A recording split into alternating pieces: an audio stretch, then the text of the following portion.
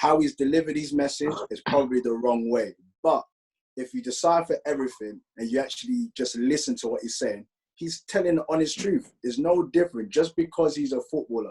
There's many people, there's doctors that have turned around and said they've not wanted to go to work. But for us to go back to playing behind closed doors, that could not be cool for you, man. I would imagine that ain't. No, it's not. It's not. Like, bro, like, this is going to say, you man are going to laugh at this, but the parade is tomorrow. I'm not going to laugh. It's this week anyway. It's not fair for me to laugh at that. It's not fair. I'm just saying. I'm not going to. I'm not going to laugh. I'm not going to laugh. You got to stop laughing. I said I'm not going to laugh. Numbers, they don't lie. He's not provided an assist. He's not scored no goals. You think, oh, this guy's had a shocking season. But if we look on the eye and if you're watching the games, you actually realize, no, he's done everything he can.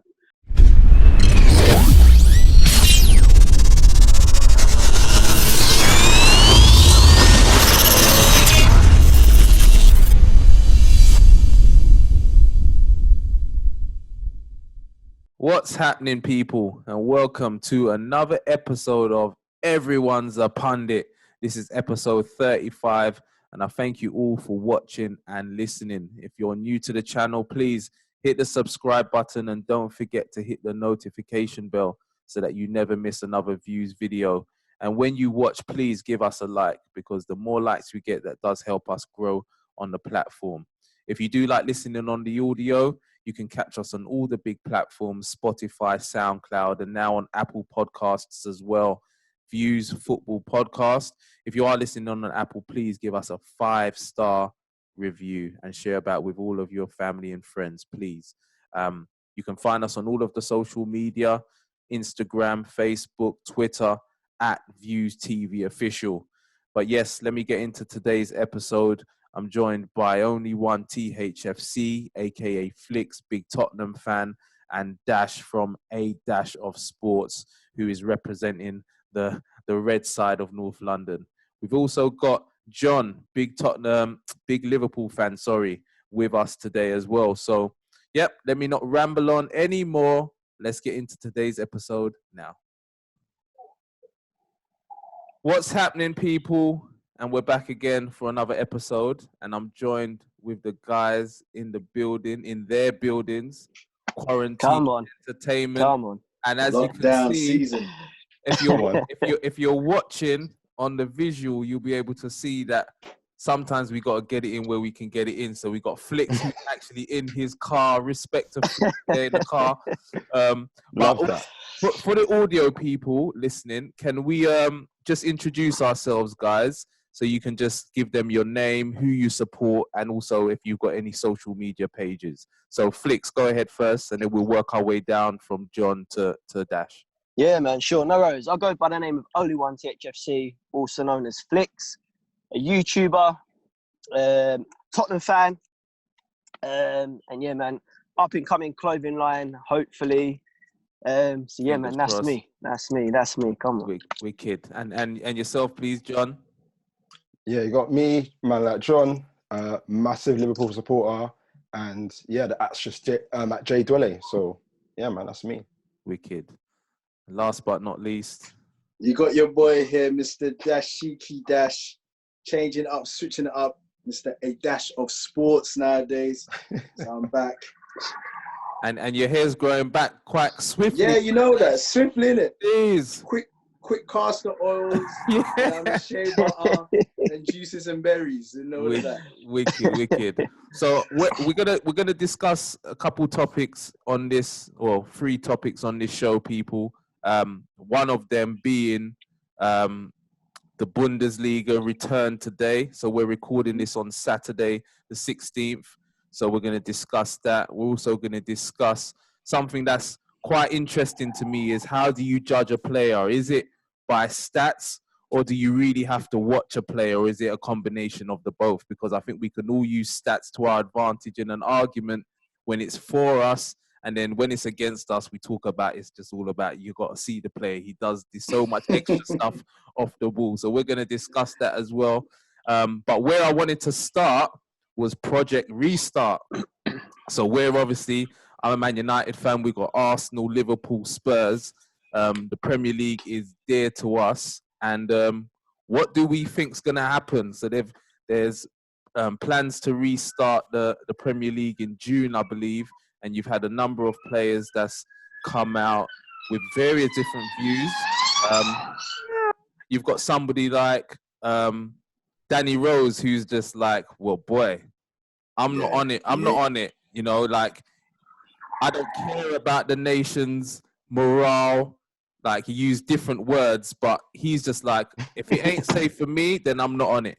You got Troy Deeney as well. Troy Deeney's come out and said, if it ain't safe for my family, then I'm not doing it. But then you've got other players like Joey Barton or someone like Joey Barton that's been on Twitter running his mouth talking about that these players are ones that are fighting relegation. So no wonder why they don't want to play.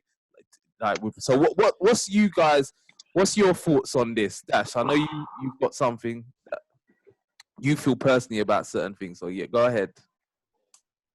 What's myself? Yeah. Yeah, yourself, Dash. What do you think about Project Restart and yeah? What's your feelings? I think I echo the sentiments of players like Danny Rose, Troy Deeney. It goes without saying, you know, they are just normal human beings at the end of the day, regardless of your occupation. And first and foremost, the safety is key and paramount to oneself and their family members. So I can understand, because myself, you know, I'll be thinking I don't really want to go back to work just as yet, until it's, you know, until someone can somewhat like show us that it's safe to go back to work. So you can understand the reservation of certain players. Certain players go back home to, you know, vulnerable members of their family, you know, children, elderly. So you can understand, just because they're footballers or celebrities or whatever, you think to yourself, they can't be affected by all of this. So yeah, man, mentally it's going to be a tough one for players. Yeah. Flicks, what's your thoughts? Well,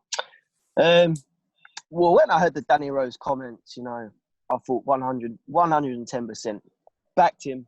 I can't blame the guy, you know.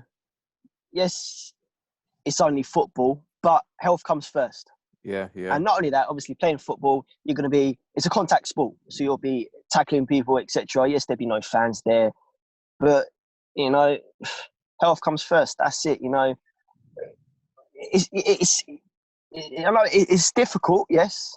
Very, very difficult. But obviously, if you look at normal people like ourselves going to work, really and truly, for me, I do care work, so I have no choice. I have to go to work. Okay. Obviously, to earn money, you know. But for a footballer's point of view, you know, they earn thousands of pounds, you know. So, but then again, you know, it's a tricky situation. It is. But for me personally, all sport across the map should just be called off until, you know, we're back to some sort of, what's the word? Normality. Back to normal. Yeah. Normality. Yeah. That's it. That's how I see it. But I'll back Danny Rose all day, man. So I've left John till last to see what his thoughts are on this, because he's a Liverpool fan. you guys listening on the audio, we've got a Liverpool fan here. So yeah, what do you think? Looking at it like from Danny Rose's point of view and the footballer's point of view, what's your thoughts, John? Yeah, I like what you said there. So, like, coming from his point of view, yeah, I wouldn't want to go back to work. Like, guys, let's not forget, yeah. And again, let me say this before I say anything else, yeah. No one should be going anywhere, period. Like, forget if it's a footballer, if it's my key workers, no one should be going anywhere. That's the honest truth about everything, right? So I think from his point of view, he's looking at it, like, he don't need to work. These guys are millionaires. Yeah. His kids are good. He can stop working and he will still be good. Whereas people like me and you know, like, I'm not being funny, but if your kid is crying for food, right? crying for food, and there's nowhere else where you could get, like, you can't go to the government for help because they're going to help you because you earn X amount. So you got to go and do what you need to do. So if work says to you, yo, Sim, come back to work on Monday, and you're looking at your kid crying for food, you're going to go back to work. So I don't, even, I agree with his, I agree with it from his point of view, but at the same time, I'm like, if I can go back to work, he can go back to work. He's got a boss like me. He just paid a lot more money. So that's just kind of like my perspective on it. Just like from our point of view, it's like there's a necessity. Like we need to work because otherwise we can't eat, we can't pay our bills, we can't do A, B, C, and D. It's affecting a lot of people in like many, many ways. But just like Danny Rose, he has a job, and his job is to play football. I don't care how much he gets paid. That's his job. If I got to go back to work, he's got to go back to work. Yeah, I think that's only fair. Okay, so he's no more special. Yeah, that's he's no more special than. To be honest with you, I didn't think of it from that point of view. You've raised something there which I find quite interesting. I never actually thought about it, so that's why it's great that you came on with that. It's not about the football. Forget the football. I forget this for now, innit? It's about everyday life. It's about, you know, what we need from like day to day. So why is it because man plays football and he's saying, oh, I don't want to play? And you know what's even deep? So I'm sorry to cut you guys off, but know what's even deep? No, man, I understand the FA have sent obviously all this information off to the players, and he's like, and then after his comments, I just think like, come on, brother, like do better. Like you don't like he's from where we're from, you know. He's from where we're from. He's probably got family members that are in this situation. So for him to even say that to me, I'm a little bit like, come on, man. Like, but I wanted to add something to that. I think from off the back of his comments, I think how it's been taken, as blunt and as raw as he put it, I think it's a situation where because he's gone against the grain, automatically it's always going to be deemed as, oh, here we go, a footballer saying that he doesn't want to play. But he's actually just given an honest answer in what most, you know, there must be a lot of footballers that are feeling the same way. You know, Aguero didn't put it in that way exact, but he also raised his concerns about going back. Glenn Murray's been very vocal about what, about restarting the league and stuff like that. I think the delivery is what's kind of cost Danny Rose. In a sense, is like already the stigma or the perception of Danny Rose out there is of one like, like obviously mentally or this and that, or he's a bit stuck up. A lot of people don't really understand Danny Rose. So how he's delivered his message is probably the wrong way. But if you decipher everything and you actually just listen to what he's saying, he's telling the honest truth. It's no different. Just because he's a footballer, there's many people, there's doctors that have turned around and said they've not wanted to go to work, you know what I mean, because of what's going on. So let's just see it for that, you know, in terms of like, he's just given his honest answer in the sense that they're asking the footballers to go back to work or to go and play football. And all he's saying, if it's not safe, he doesn't feel comfortable. But nobody feels comfortable, bro. Yeah, nobody feels comfortable. But this is it, though. It's not just him. John. It's not just him. Like, no one feels comfortable. Him. Like, and I don't feel comfortable that I might be told to go back to work on Monday. But let's keep it real. I've basically got no choice. Because if I don't go back to work, what's going to happen? I get fired. Someone is going to replace me. And it's a little bit like, not that I agree with what Joey Barty said, but he had a point. There are brothers that are being like, if my man ain't going to play, I'll play. That's what's going to happen. It's a contract. But with that, but with that, I think we're missing the real point here. So we've all been put into lockdown, yeah? Everybody has been put into lockdown for weeks and weeks because it's deemed not safe for us to be out there in the public. Everything's been locked off. Wimbledon, also, I don't even need to go through the sports. Everything's been locked off because it's not deemed to be safe, yeah? Now, from what I understand, I don't pay attention to the news because that's not me. But from what I understand, people are still dying out there from the coronavirus, yeah? So from that perspective, exactly what you were saying before, John, and what Flick said earlier is it's not really about football, or it's about should people be going back to work. So him as a footballer being asked the question, you've already said that you don't feel that you should be going back to work. So if I was to interview you and you was to give me your honest opinion, you will say, no, I don't think I should be going back to work. And that is actually just what's happened with Danny Rose. He's been interviewed, Exactly. and he has said, I do not want to go back to work. I don't think it's right that we as footballers, because you have to understand the context as well, is that football is different to other industries, because what they're saying is let's bring football back to help. You know, there's money involved in football in it, and it goes a lot deeper. So let's try and bring football back for different reasons. And he's just like, nah, don't make us guinea pigs. If it's not safe, then I'm not winning. If you can demonstrate that it is safe, I don't think he said that I don't want to play if it's demonstrated that it's safe. So I think exactly. So I think if we look at it from the point of view that no one should be going back to work, and he's well within his right to say that, is again for me the message coming from the government is so mixed. The way we all got into lockdown didn't make sense. It's all over the place. Yeah, and now the way that we're meant to be coming out of lockdown ain't making sense to me either. So.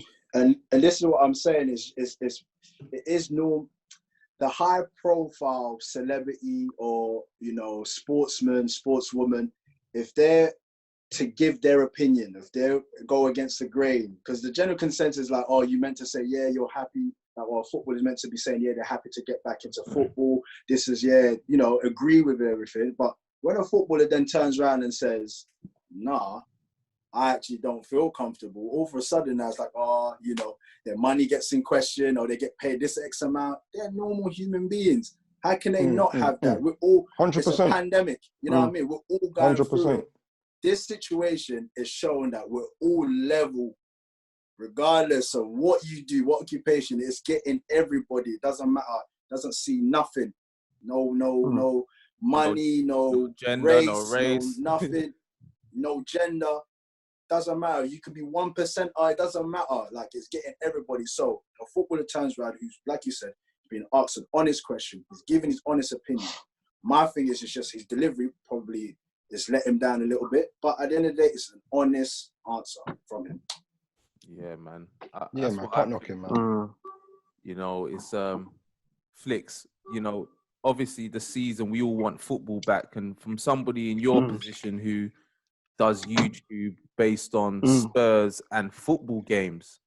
So, you know, I can imagine you would want football back as much as anybody, right? Trust me. Of course I want football. Everyone wants football back, in it, but it's tough. Very, very tough, man. You know, I miss my vlogging, man. And when there's no football, is tough, you know, because I can't think of anything else. Like, what is there to talk about? Honestly, it's very, mad. very tough. But quickly, still on the Danny Rose bit. Was it on Insta Live, or he posted something out on Instagram, wasn't it? So yeah, it was an Insta Live. Yeah, that's it. Insta Live. I know I said I back him 110% because I do, but the only little bit of downfall I didn't like was, like you said, the way he delivered it. You know, there was a lot of effing and blinding on there. You know, you got little kiddies, etc. seeing this. He don't care, boy. He's a bad boy. Oh yeah. Oh, he don't care, brother. No, yeah. He speaks his mind, didn't it? Yeah, that's the way. Which I rate. He will he will say things. In a way, he would say things that. I think it's the platform that was also the platform that he used. You know what I mean? So sometimes, depending on where you are, the platform you're using, you're a bit more relaxed. So he was definitely one of those situations. But you know, it's not just him. That's the thing. Danny Rose is being singled out. It's not just him. And this is what I mean. Like, there's been other footballers, many. But yeah, I agree with you, Seb. Like, at the end of the day, this affects us all in one the same, and no one's, you know, above this or below this. Like, you know, so you know. You know what my thing is the if everything was bad to take away people's livelihood, like put everybody in quarantine and lockdown, then how can it be that we're be telling these footballers that you need to go back so soon when people are still dying. For me, it just doesn't quite make sense to me. So we're gonna have. Go on, John. So, like, with what's going on at the moment, as far as we know it, the lives we lived before, we ain't going back to that. So do you not believe that we will come to a point where, like, as what they're doing in Germany and what they plan to do obviously over here, like have the behind the doors games or whatever. Doors, yeah. Like, do you think, like, because of COVID, there's things like, again, our lives will change because of it. Like, we're not going to see, I don't believe we'll see, I think we've heard fans in stadiums till next year at the earliest. Yeah. Or something like that. So it's like, there will be, there's a point where you have to say to yourself, I either kind of get on with it or not go out the yard. And as we've seen, people are willing to come out the yard. Oh yeah. People are willing to come out the yard for It's been too long, hasn't it? 2 months. 2 months has been too long. So there will come a point where, as much as I get like what Danny's saying, and I agree with him, I don't want to be outside, but brother, we got to get paid. Like, I can't really put it. Even Boris's message on Sunday, it was like, you can go a labyrinth of a message. My brother, like, it was just a mess. It was a mess. But and you I know know what? This is not a political show. No, that's fine, man. We can take it everywhere we need to on Everyone's a Pundit, man. We can take it anywhere we need to. No, I know this is it's not a political show, but to me, that message was about one thing and one thing only. Them man there are worried about their money. Yeah. That's it. Oh, That's yeah, it. 100%. Yeah. That's it. Like, these man don't care about Danny Rose, me, you. They don't care about any. All they want is their bread. And that's what they think. Because these man are saying, all right, you can go back to work, but don't get on the bus. Brother, half the London get on the bus to go to work. What are you talking about? We've spoken Come on, about this on previous shows in terms of what we feel is the reasons and why they're bringing back football. Like no other sports, first and foremost football, because obviously it generates a lot of money. And then you got to remember as well, there's a lot of sponsorships, contracts, TV obligations that's needed to be fulfilled. If you don't obviously fulfill these obligations, then we know the implications of maybe lawsuits and so forth and so forth. So there is a lot of money at stake. We understand that. But just to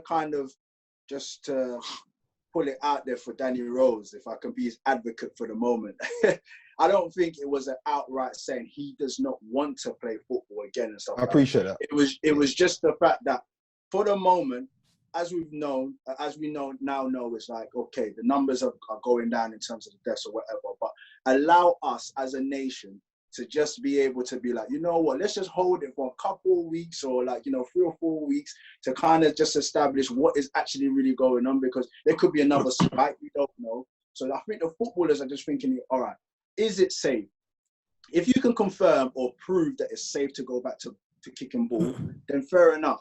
But whereas things are just so wishy-washy right now, people just like, I don't know, as we're saying, there's so many mixed messages from the government alone, who we're supposed to be taking the time to get all what we need from them, and man can't even spill his guts properly, you know what I mean? So it's just like, it's a hard one. It's a mess. But we're seeing elsewhere how it's working, so. Exactly. So we're going to segue on to that right now, because the Bundesliga started today. Yeah. So I watched it. I know a few of you watched it. Yeah, Flix has been busy well today. So he didn't get to see it. But so this is what I mean as well, John, it's for me, you can't be half-hearted with these type of things. Yeah. Because if we're talking about lives at stake because there's a global pandemic that's killing people, I don't see how you find half measures in this. It's sort of either it's safe to go back to doing what we're doing, or it's not safe to go back to doing what we're doing. It can't be, let's try this behind closed doors and where this is. You got people. So Flix, you got the subs on the bench wearing masks, and you've got the manager when they score doing that with his pal. You've Arvo got, thing, yeah? you've got was an players. L, bro. You've got Oh, players my when they score, doing their social distancing, doing their distant high It five. was too funny, you know. Come on. It was too But That was then, hilarious, man. but then you're running around for 90 minutes, tackling each other. When it's a corner, you're all grappling. Like, come on, man. It's a Seb, circus. We live in a Seb. circus. The world is a circus. That's Did what you I'm see that play? saying. Did you see that player? He looked a bit like Nathan Ake. I don't know his name or whatnot, but he was like right close up to Haaland, like Yeah. the verbals, like during the corner, like Yeah. Mad. Because he elbowed him or something, Yeah. didn't he? Yeah. It's too funny. Like I was watching it, and I pull it up on my social still. I pull it up, and I was just thinking to myself. So you got like the players sitting kind of 2 meters apart on the subs bench. They're wearing masks. Then about 15 minutes later, the subs get up. They're going to warm up. They've got no masks on. They're close together. Like, so the subs are sitting down before the game. Then you got the players on the pitch. They're about a foot away from each other. So it's like, I think the only thing that I kind of grasp from that whole situation, that whole display is kind of just showing the nation, showing the world, in terms of like, okay, we're seeing footballers doing it, wearing the mask, social distancing. So it's more of a message rather than it being actually practical during a group of sporting event. You know what I mean? Can I just jump in there quickly because this is what I don't like. I don't like these public show because for me it's just fake. It's like when you're at work and the area manager comes in and your boss says, "All right, we need to all be looking like we're working." For me, it's just all fake. At the end of the game, Flicks, there's no fans. At the end of the game, they hold hands and they're clapping. They have some cardboard cutout things in the stands, innit? I'm like, what are they? Cardboard cutout faces, yeah? There must have been something that they were seeing because they're clapping, they're doing their thing, and I'm like, come on, man. But it just goes back to what you... Yeah, you know what's even funny? So, you know what's even funny, yeah? Basically, in the game, obviously we're on this whole social distancing thing, but, there was moments in the game, I think in the Borussia game, I'm sure, it might have been the Hertha game, because I was watching both games. Man, them was slapping man on the face, touching, like, brother, what? Like, if you're social distancing, what's all that about? Yeah, but then you're spudding like this, like Ross, like, come on, brother. In the second game, the Hertha game, there was a brutal tackle, and obviously the player's gone down, and another player that's obviously tackled him, man, he's gone, tapped him on his back, then was trying to pick him up. I'm thinking, you're all over each other anyway, man. The corners was like WWE. I was thinking there's going to be a Stone Cold Stunner or a rock bottom at any moment now, the way they were tussling.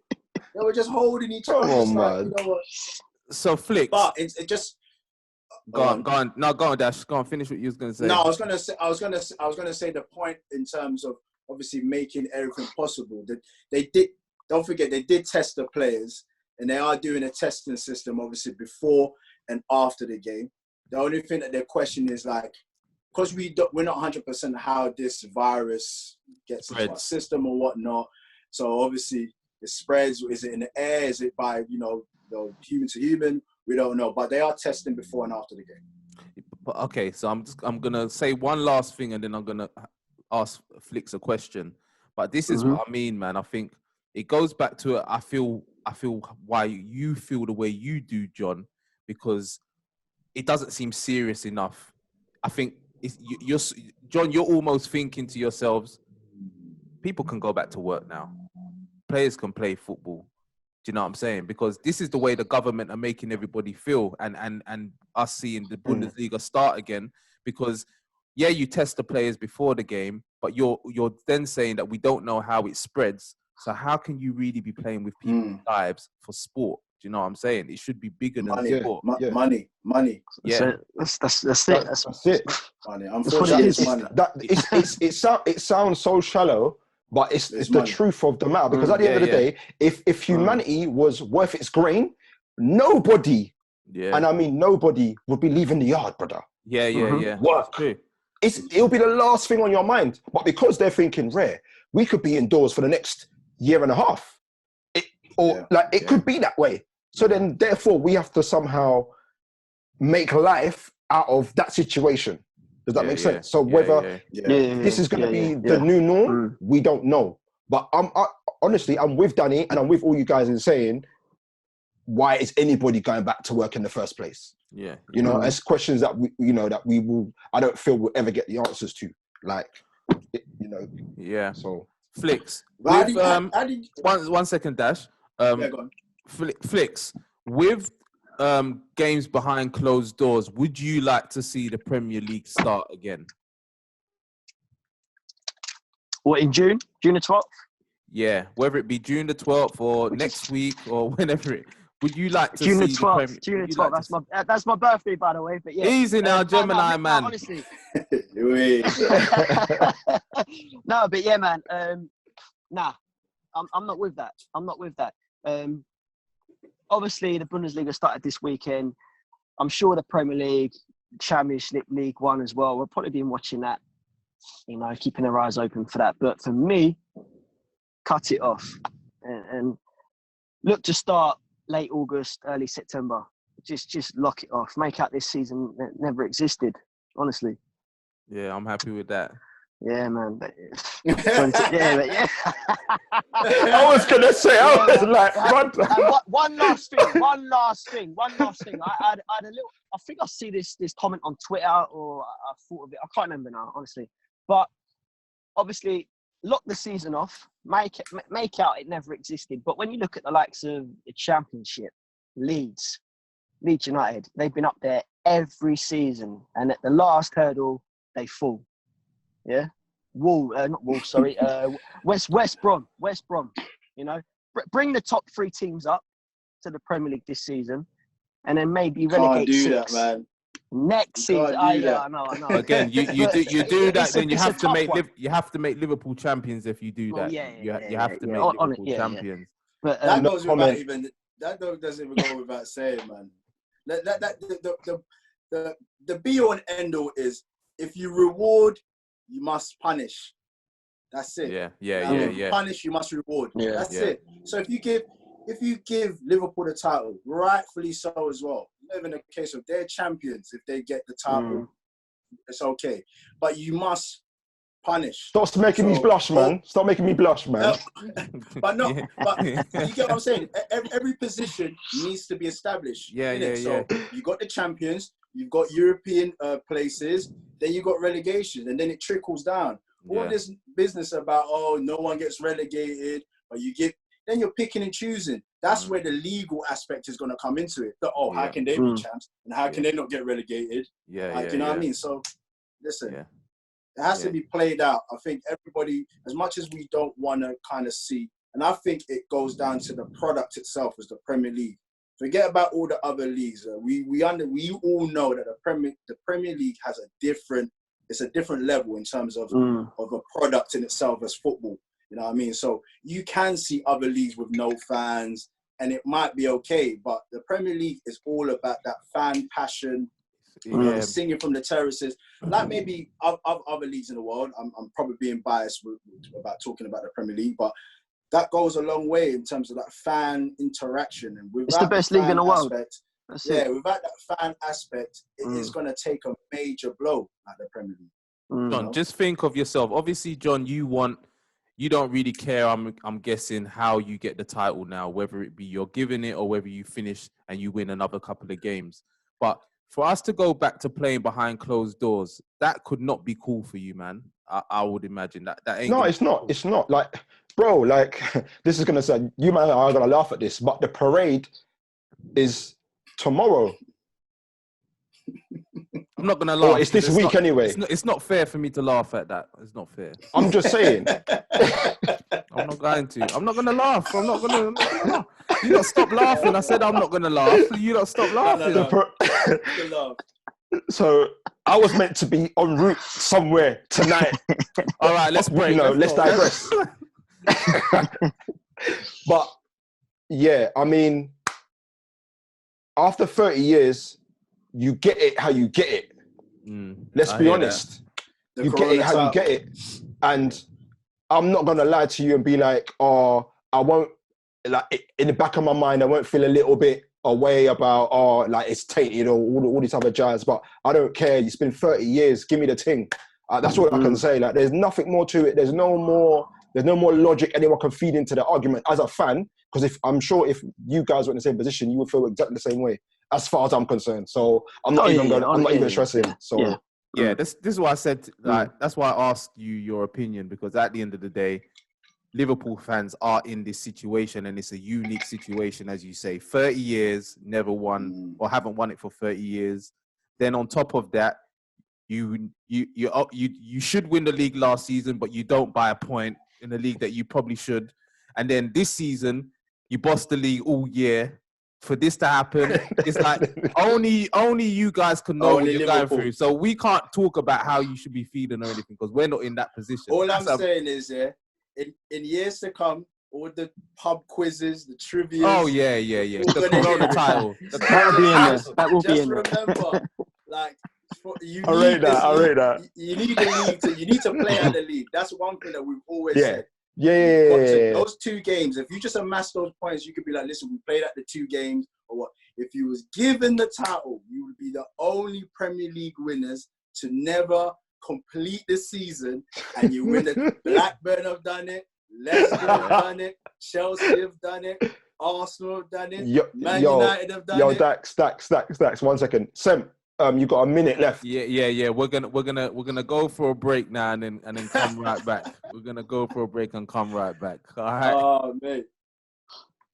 All right. So we jump back in again, and we're just gonna wrap up on this last topic, which is something that I wanted to discuss then, boys, because we can all get into loads of football debates about players, and you'll get people throwing stats here and stats there.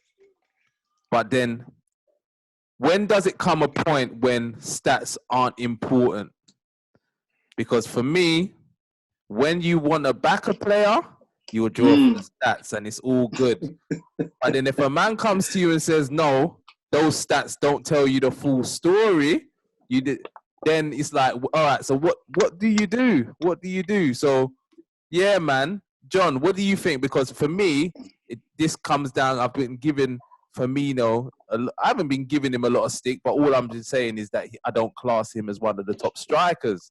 But a lot of Liverpool fans are like, nah, there's more to his game than scoring goals and da-da-da-da-da. So what do you think then it comes down to when we're looking at players? Is it about stats? Is it about the eye test that you actually have to see a player? What is it? For me, it's definitely a bit of both.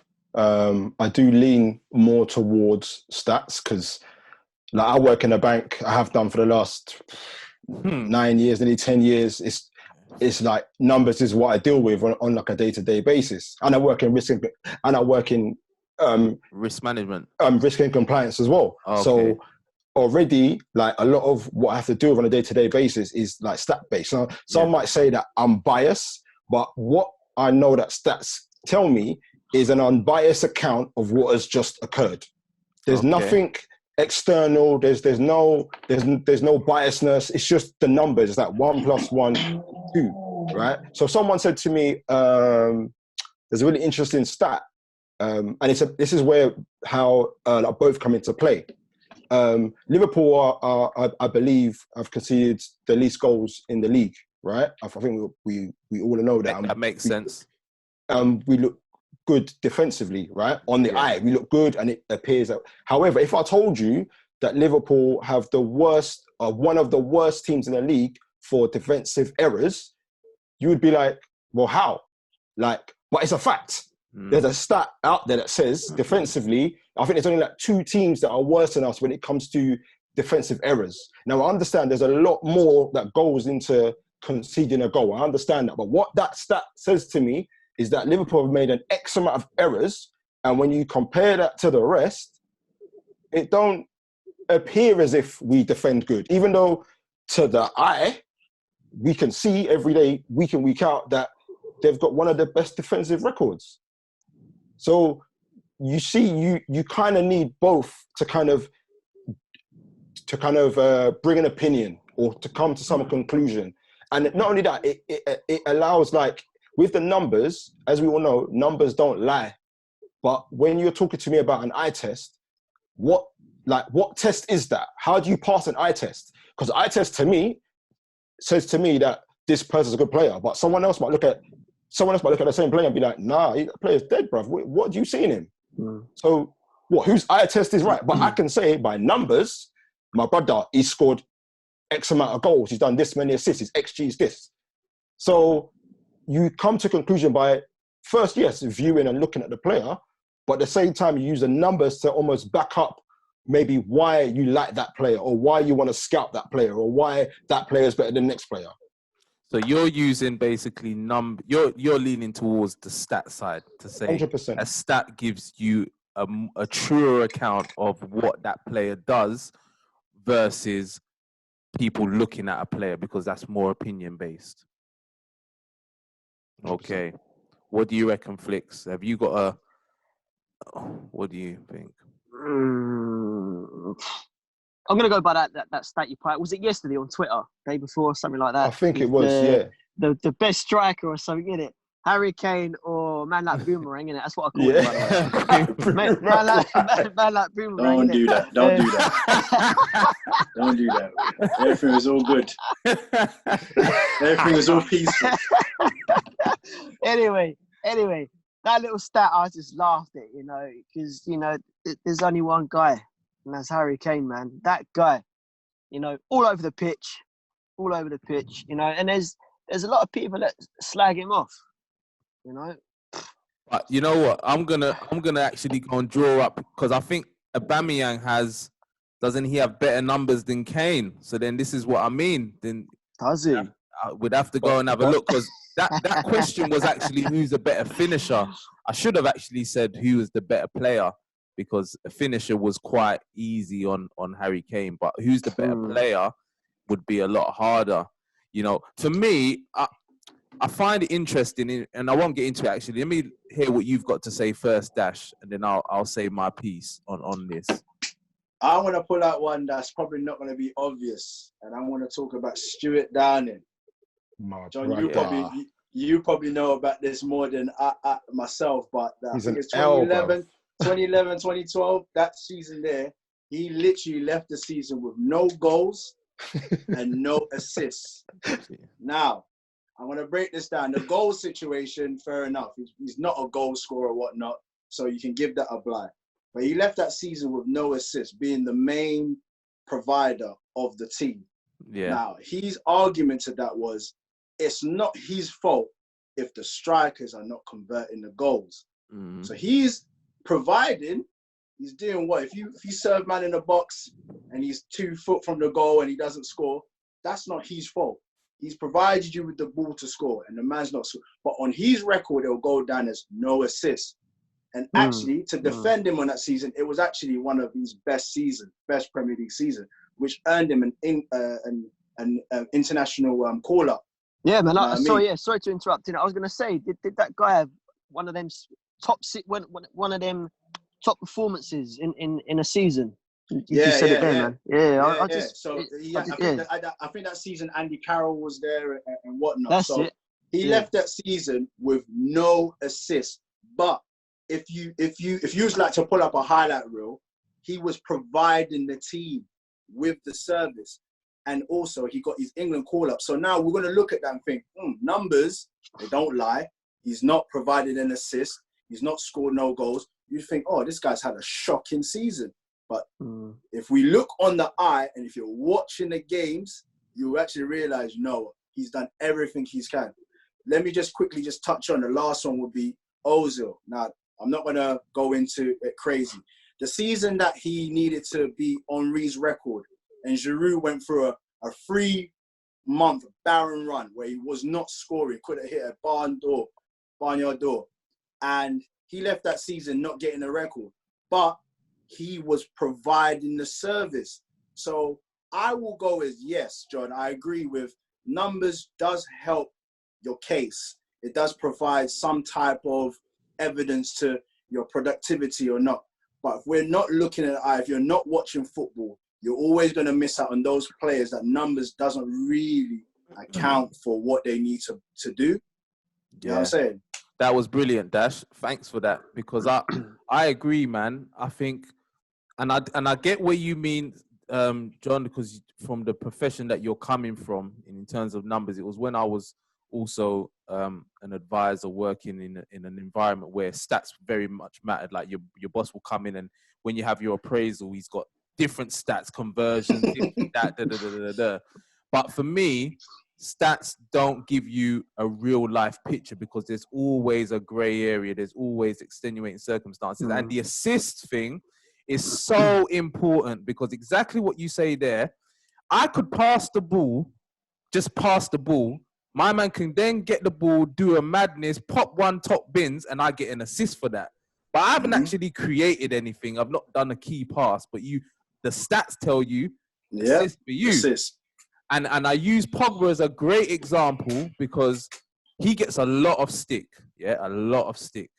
And you had Frank Lampard, even, I couldn't believe it. Even he's jumping on the bandwagon, coming out and slating him, talking about, doing your roles here. But yeah, Pogba, he's good. He's talented, but his numbers aren't good enough. That's what Frank Lampard said. And I'm like, okay, so when you watch the eye test, Paul Pogba, last season, if we had strikers that could score goals, he would have had about another 8 assists. That's when you then look at chances created. So then you may be deep down into the other stats. And I just think that we always do need to look with our eyes because... Can I just say one thing as well? Go on. There's a great football player, ex-Barcelona player. His name's called Iniesta. Yeah? We all know he's a bad boy. Yep. There's no denying the brother's capability with the ball at his feet and what he's able to do with the ball. Yeah? And before I get into it, I'm not trying to say that he's a bad player, by the way. Like, the guy is a certified, like, he's a legend in the game. So I'm not taking that away from him. However, the numbers, when you look at the numbers, some would have an argument. That's not to say that they're right, but some would have an argument to say, well, boy, when you compare him to Bell or when you compare him to De Bruyne, it's looking a little bit shaky. However, we can blatantly see with our eyes that this guy is a magician. Like, he's amazing to watch. And he's one of the reasons why we all love Barcelona. Let's keep it funky. Just to jump on Semp's one, because you used the player that I was going to say next, is Lampard. Now, when we always have this debate, in football, whether Lampard, Gerrard, or Scholes, Lampard's numbers is mad. Scholes is at the bottom of the three. Exactly. In terms of numbers. What name usually comes at the top of that list? Scholes. It's usually Scholes. Gerrard. Lampard is usually bottom of that list. Yeah. But a lot of the times nowadays, you're hearing the argument is like, hold on a second, about Lampard's numbers. But when we see with the eye, we see that it's probably Scholes or whatever your preference is. You know what I mean? But I'm always for the point, like, numbers, stats, and everything like that. It does help the argument, but it's not the complete story. No, I'm gonna say something that's gonna mess up everything than what I was saying before, because I'm now gonna agree. I'm now gonna agree with you, John, with regards to the eye test, because the eye test is very much opinion based. Do you know what I'm saying? 100%. Because and I wanted to bring this up. You have many people that talk about Pogba's time at Man United that he has not delivered. Yeah, you would all agree with me. Yeah, 100%. Yeah. You've got, as I said, Frank Lampard that I saw more recently, and I couldn't believe it. I was like, wow, not you as well. Gary Neville, Graham Souness, Roy Keane, everyone goes on. But when they talk about Pogba's time at Juventus, as he was good, and saying that he had all of these good players around him to make him do his bits, yeah? He's doing bits, yeah. So, Pogba, last 2 seasons for Man United. We're not going to include this season because he's only played 7 games in the competition. So, he's been injured. So, before then, the 2 seasons before then, 18-19 season, 47 games, 16 goals, 11 assists. 17-18 season, 37 games, 6 goals, 12 assists. Then, the last 2 seasons at Juve, 15-16 season, 49 games, 10 goals, 13 assists. 14-15 season, 41 games, 10 goals, 11 assists. Now, when you work out the conversion rates, they're basically identical, if not better, at Manchester United. And then you would argue then that he's playing in a worse team than he did at Juventus. Yeah, 100%. And everybody says that this guy has underperformed at Manchester United. When he finished in the Player of the Season that year, everyone's saying, how has he got Player of the Season? He's got his own fans shouting at him, get out of our club, you're rubbish, da, da, da, da, da. So then I agree with you, John. I'm like, does the eye test really give you a true account of what's really going on? Because I'm sorry to say this, it's unfortunate that, to me, you wouldn't be a fan or supporter of football if you don't do your due diligence. Yeah. So no one can ever come to me and sit here and blindly say my man's better than my man because he looks better on the ball, or you can't tell me that, bro. Like, give me something that we can work with and debate with. Like, don't just say, because I heard a lot, I'm sorry to say this, but someone like Jack Wilshere, yeah, looked amazing on the ball, but we could, and I know there was injuries and but there's many players like him that are so talented and have all of this, but there's no kind of end product. And when you don't see it consistently as well, you can then draw an opinion and say, boy, he definitely didn't live up to expectation. He definitely ain't a gooder player as what we believed he was. Because as much as having all that ability and looking good on the eye and saying, yeah, he looks like a baller, but you weren't effective. You weren't productive at the end of the day. So what are we talking about? Yeah. The Jack Wilshere one, I will interject a little bit because he was a baller and he was effective. He was. I think injury was a factor. I think Gerrard is one of the best examples of a player. If we go back to the Scholes, Lampard situation, you see a player with your eyes and how he galvanizes the team, the influence that he has in his team. So it doesn't just go by numbers or anything. Like, you see the effect that a player has on the team. You know what I mean? And that talent alone can carry a player a long way rather than you just being a guy that exactly, scores goals. man. You know what I'm saying? Exactly. So you saying that. Me being a Tottenham boy, obviously, Moussa Dembele. I thought that guy was very underrated. Honestly, every time he come on, he would boss that midfield, boss it, absolutely destroy it. You know, solid on the ball. Yeah. Every time he got the ball, it was glued to him. No one could take it off him. But scoring goals, yeah, it was very, very poor at that. But bossing that midfield, you know, helping set play up, he was quality at. But isn't that the difference, though, guys? Isn't that the difference? Like, when we talk about stats, isn't that as good as you can look at Moussa Dembele? Again, amazing player. But isn't that the difference? Like, what we're talking about here, that's the reason why Messi and Ronaldo they are where they are, because of the numbers.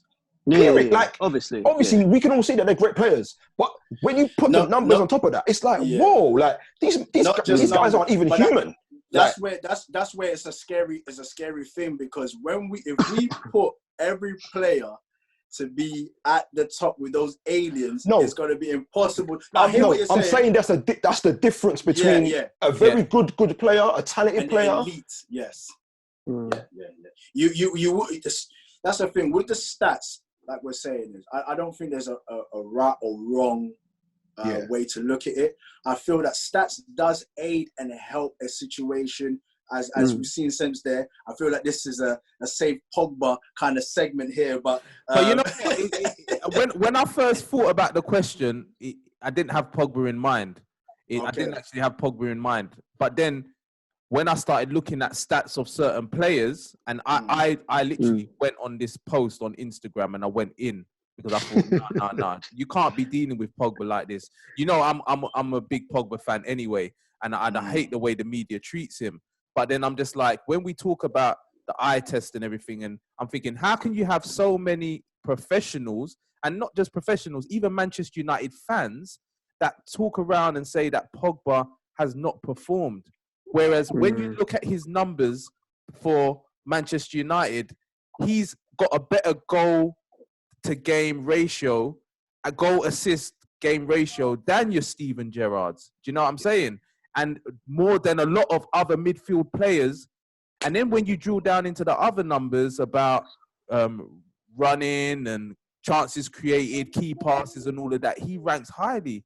And I'm just thinking, where can you separate the two? It's so hard. And I guess this is why there's always going to be debates in football, because there's no right or wrong, I guess. Can I say something? And John, you'll know more about this. And it's in defense of Firmino, as we've started it with Firmino.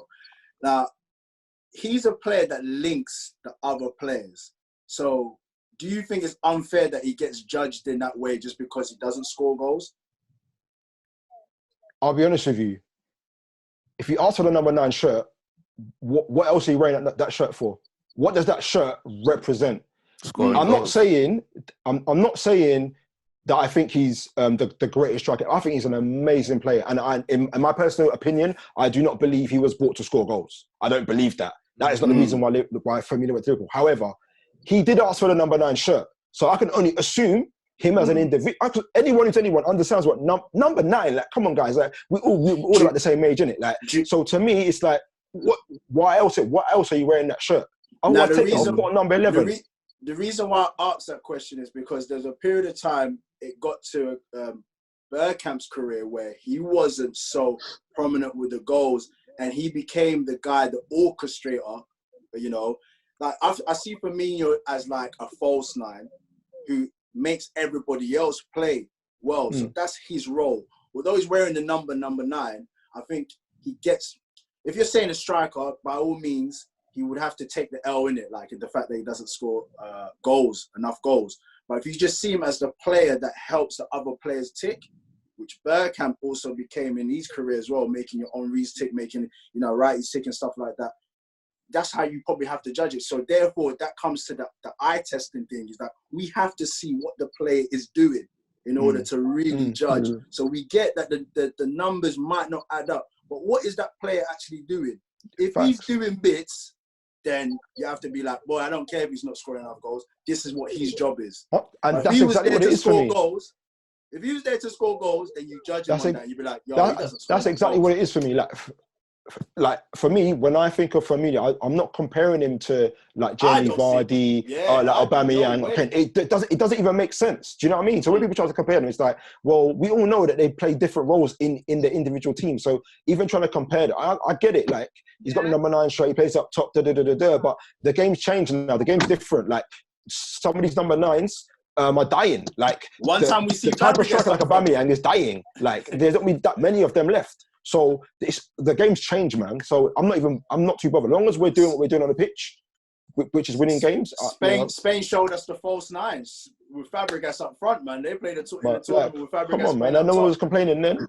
Yeah, Flicks. So, do you see anybody at Spurs that you think that does well, that the numbers don't quite suggest, that does something that sort of goes unnoticed? Are there any Spurs players? You're gonna say Sissoko? Not this season. What was that? Sissoko? I like it. He's terrible on the eye, boy. He's terrible on the eye. You know what? Yeah, when Sissoko first joined us, he didn't have a great start. Everyone was slagging him off. I'm not gonna lie, I was one of them. I thought, what are we doing here? Why have we signed this guy? And he started working. He started working his socks off.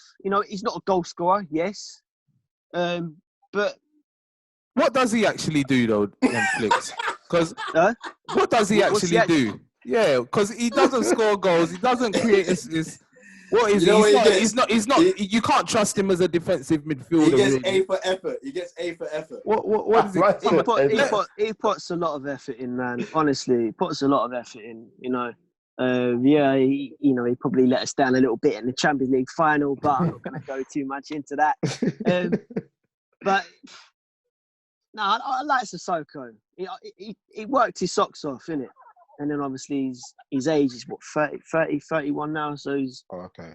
His age is hitting him. He just got an injury, didn't he? So, It's like, Yes. let me tell you another player. Lorente. Okay. Another player. He's a very good example. Another player. Not good at scoring goals, but I thought he was good at holding up play. You know, Is that enough though, Flicks? Is that enough? Like what we were saying, for your striker, your number 9 to be there. Not to say that he wore the number 9, but is that enough just to say that he's good at hold up play? No, it's not enough. Obviously, not enough. But yeah, man, that's just an example there. I can't really think of any other players. Giroud is one. Giroud's another one, isn't he? Yeah, Olivier Giroud. Yeah, doesn't really get the numbers, but people say that he, you know, because he still makes the France squad, and they would rather that's true. over some other players. So yeah, I don't know. I think it's one of these ones where we could go around the houses. It goes like that. It does go like that. Sometimes you do have to judge players. You can judge players on stats, but at the same time as well, you look at the players with your eye and see what are they doing. So the Giroud situation, he gets picked all the time because he works. It works for the system. You know what I'm saying? So the system works with Giroud in it. He's there to hold up play and get the scraps and knock it on. Emil Heskey, you know, if we take that into account, Michael Owen said that the best player that he played with, his best strike partner was Emil Heskey, because anything that drops, any scraps from Emil Heskey, Owen's picking it up. But you look, we dissed Emil Heskey to the latter stages of his career. Like, he only really got props like when he was at Leicester. When he was early stages at Liverpool, he got a bit of props. But then when he found his niche, he found the style that suits him.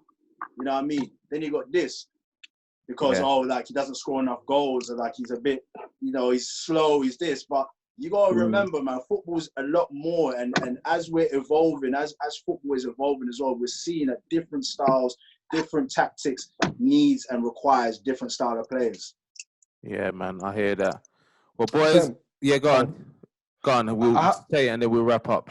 All right, I'll try and make this really, really quick. But I was listening to another podcast, and one of the guys had a very, very interesting take on like your thoughts on Pogba and the pundits.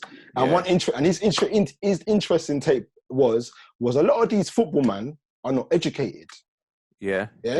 So they've been playing for 20 odd years, ain't gone to school, ain't gone to college, ain't gone to uni. They don't really know football to a degree that I believe that some people that we know on just a personal level, like, you know, some of your friends know football, bro. Like, you know, like they understand the mechanics of football. So for any pundit, in my opinion, who's of any stature, to sit there and say that a man like Paul Pogba has been, or he's underperformed, it's just pure unintelligent. They're just not intelligent enough to come up with a way to say, I don't like my man, but he's a baller. Yeah. That's what it is at the end of the day. Like, these men are not educated. Like, all these pundits, you hear the way they talk as well, bro. Like, they just chat to anything that they say, man. A lot of wrong and honestly strong pundits, man. They don't like to admit when they're wrong at times. Yeah, man. That's the issue. That's true. But what I hate is that you guys played the game, so you should have the football education. Do you know what I'm saying? You should have the education of football, and for me, you don't. It's just too wishy-washy in what they discuss, because, as you're saying, he gets too much stick. There's too much of a focus on him. You would think that he had crap numbers. I would understand it if he really did underperform and his numbers were rubbish. But you can only do what you can do, man. And Man United have been struggling for a number of years. So to pin it all on one guy who's actually been performing above his station, it's mad. It just doesn't make sense.